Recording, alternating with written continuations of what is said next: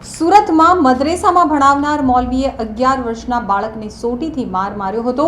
2 મૌલવી સહિત 3ની પોલીસે ધરપકડ કરી લીધી છે।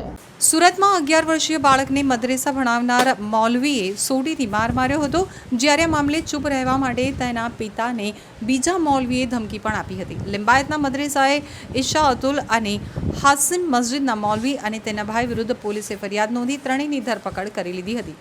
લિંબાયતના મદ્રેસાએ ઈશા અતુલમાં ધર્મની શિક્ષા લેવા જતા 11 વર્ષીય બાળકને મૌલવીએ સોટીથી માર માર્યો હતો। મૌલવી વિરુદ્ધ લિંબાયત પોલીસ મથકે ફરિયાદ નહીં કરવા માટે વોટ્સએપ ઉપર અન્ય મદ્રેસાના મૌલવી દ્વારા બાળકના પિતાને વોઇસ નોટ મેસેજ તેમજ રૂબરૂમાં મારી નાખવાની ધમકી આપી હતી। આ અંગે બંને મૌલવી સહિત 3 વિરુદ્ધ ગુનો નોંધ્યો હતો। આ ત્રણેય આરોપીઓને લિંબાયત પોલીસે ધરપકડ કરી છે।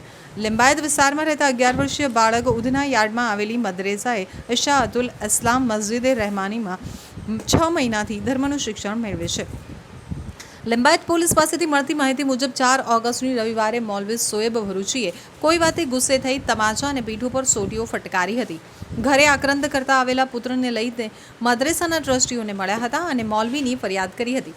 જોકે તેનું પરિણામ ઉલટું આવ્યું હતું। મદ્રેસા સાથે સંકળાયેલા લોકોની બદનામી થશે તેમ જણાવી ફરિયાદ કરતા રોકવાની કોશિશ કરવામાં આવી હતી। તો આ બાળકના પિતા ફરિયાદ કરવા મક્કમ હતા અને લિંબાયતમાં જ આવેલી હાશમી મસ્જિદના મૌલાના અબ્દુલ વાહિદ 6 ઓગસ્ટે ઘરે આવ્યા હતા અને ફરિયાદ નહીં કરવા માટે ધમકાવ્યા હતા। 7 ઓગસ્ટના રોજ વોટ્સએપ ઉપર વોઇસ નોટ મૂકી ફરી ધમકી આપવામાં આવી હતી। 2 દિવસ બાદ 9 ઓગસ્ટે રાત્રે 10 વાગે અબ્દુલ વાહિદનો ભાઈ સાજિદ રૂબરૂમાં આવી મળ્યો હતો, જ્યાં આવી મારી નાખવાની ધમકી ઉચ્ચારી જતા યુવક લિંબાયત પોલીસ મથકના શરણે પહોંચ્યો હતો। તે પહેલા પોલીસ કમિશનરને પણ રજૂઆત કરી ચૂક્યો હતો।